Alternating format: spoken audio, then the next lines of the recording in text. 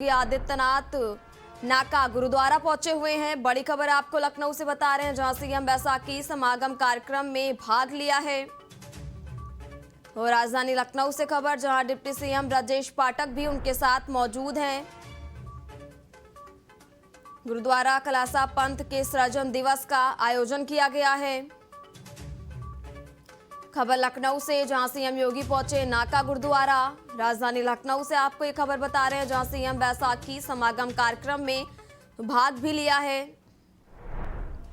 Deputy CM Brajesh Pathak भी मुख्यमंत्री योगी आदित्य के साथ मौजूद हैं।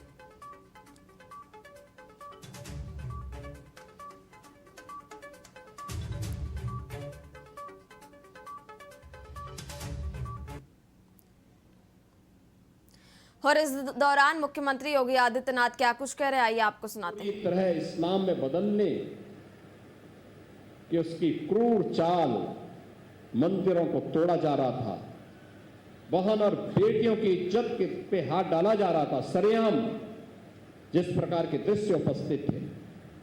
और उस समय अपने 1 लाख शिष्यों के साथ मिलकर के देश और धर्म की इन ज्वलंत समस्याओं पर एक प्रभावी संघनाद करने का कार्य 10वें गुरु गोविंद सिंह जी महाराज के द्वारा किया जा रहा था। और उन्होंने जब इस कार्यक्रम को आगे बढ़ाया, उन्होंने इसका नाम ही खालसा रखा। खालसा का मतलब परमात्मा से। परमात्मा की विशेष जन जो पूर्ण निर्मल हृदय से कार्य कर सके, और उन्हें विकसित करके उन्होंने एक नया जन्म मान करके उस कार्यक्रम को आगे बढ़ाया। उनके जो उपदेश है आज भी हम सब के लिए प्रेरणा, केवल सिखों के लिए नहीं, हर हिंदुस्तानी के लिए, हर भारतीय के लिए एक नई प्रेरणा है, एक नया प्रकाश है। और यह वर्ष इसलिए भी महत्वपूर्ण है। एक और गुरु तेग बहादुर जी महाराज की 350वीं शहीदी दिवस का वर्ष है, और दूसरी तरफ खालसा पंथ के 325 वर्ष पूर्ण हो रहे हैं।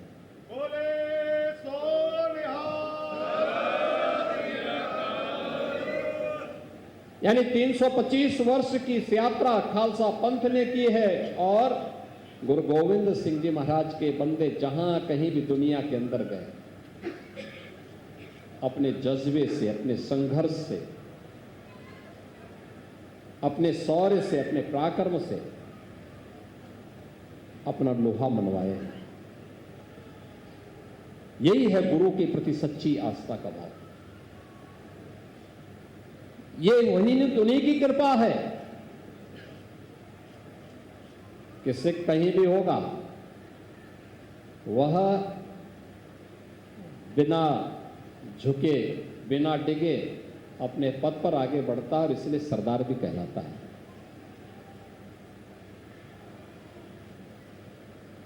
बहनों और भाइयों, आज हम सब खालसा पंथ के 326वें वर्ष में प्रवेश कर चुके हैं। कितनी गौरवशाली परंपरा के साथ आप चल रहे हैं। गुरु परंपरा गुरु नानक देव जी से प्रारंभ होकर के आगे बढ़ते बढ़ते, और फिर शक्ति के ऐसे पुंज के रूप में पूरे भारत के लिए प्रेरणा का माध्यम बन गया, जिसकी मिसाल दुनिया में नहीं मिलती, जिसकी मिसाल दुनिया में नहीं मिलती। गुरु गोविंद सिंह जी महाराज ने तो विचित्र नाटक में अपने सब कुछ, अपने बारे में, पूर्व जन्मों के बारे में सारा विस्तृत उद्धृत करके उन्होंने रख दिया।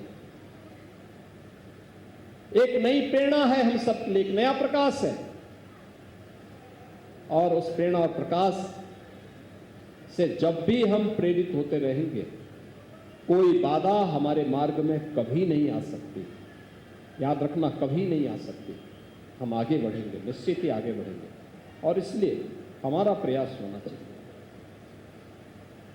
कि 325 वर्ष की शानदार यात्रा को, जिसने विपरीत परिस्थितियों में विधर्मियों का मुकाबला करते हुए न केवल अपने अस्तित्व को बनाए रखा बल्कि देश और धर्म की रक्षा करने के लिए उन पूज्य गुरु परंपरा के आदर्शों का अनुसरण करते हुए उनके विजन को जमीनी धरातल पर उतारने का काम किया। आज भी एक शानदार यात्रा के साथ आगे बढ़ रहे हैं। लेकिन चुनौती हमारे सामने अब दूसरी प्रकार की आई है। मैं पिछले दिनों सुन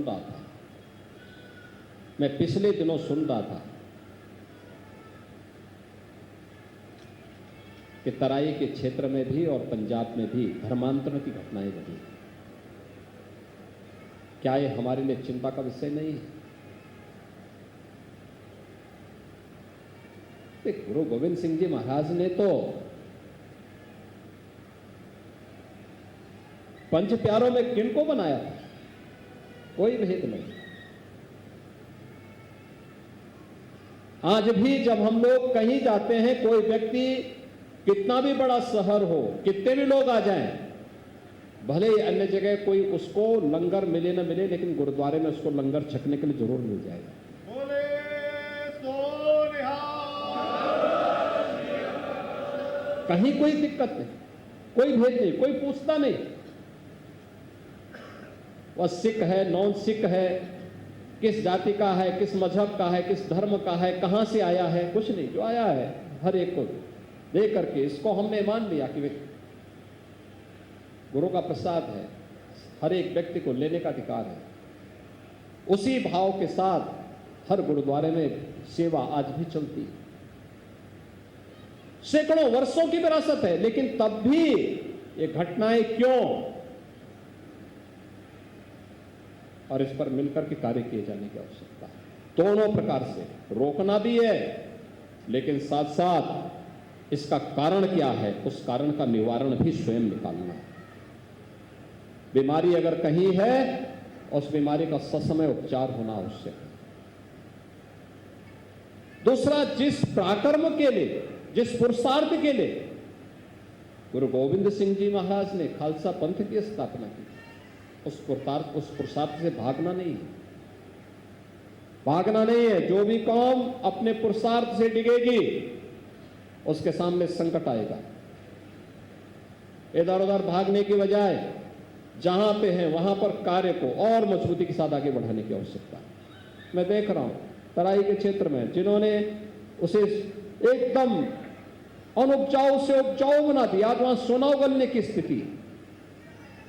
अब वहां से युवा भाग रहे हैं, कोई ऑस्ट्रेलिया जा रहा है, कोई कनाडा जा रहा है, कोई यूके जा रहा है।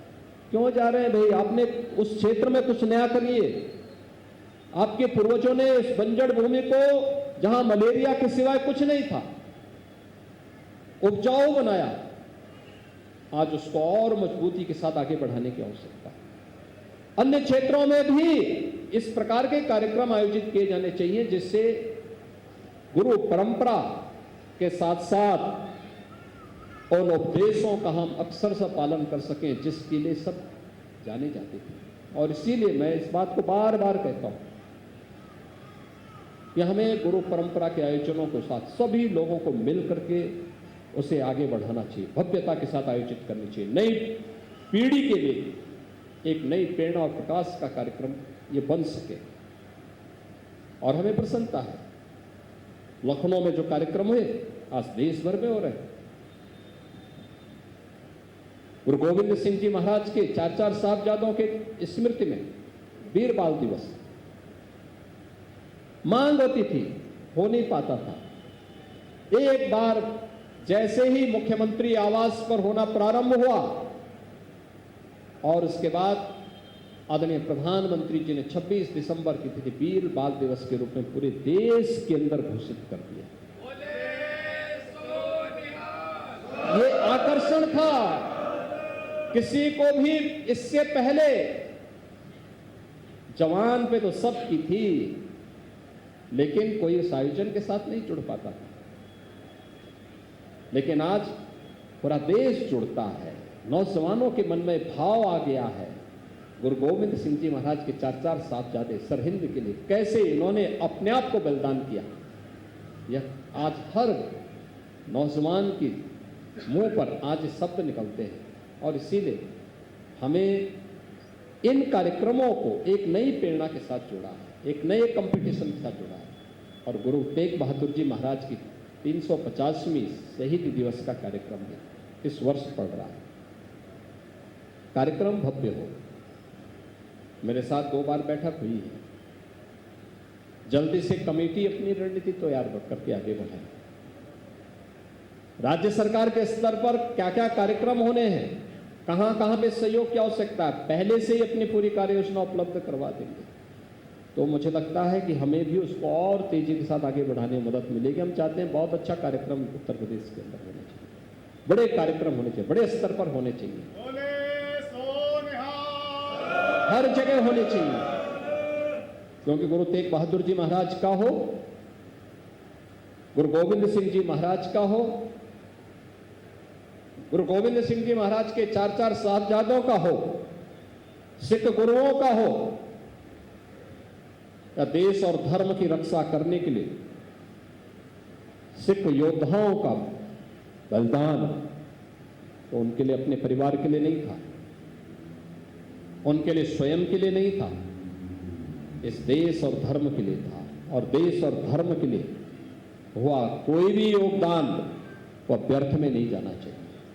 पूरे समाज को जोड़ने का माध्यम बनना चाहिए, पूरे समाज को उसके साथ जोड़ करके हमें आगे बढ़ाने की आवश्यकता है। और मैं इस बात के लिए आपको आश्वस्त करूंगा, बहुत भव्यता के साथ। और राजधानी लखनऊ से आप मुख्यमंत्री योगी आदित्यनाथ को सुन रहे थे, जो बैसाखी समागम कार्यक्रम में पहुंचे हुए थे, जिन्होंने अपने संबोधन के दौरान कई अहम बातें कही और गुरुद्वारे में माथा भी टेका।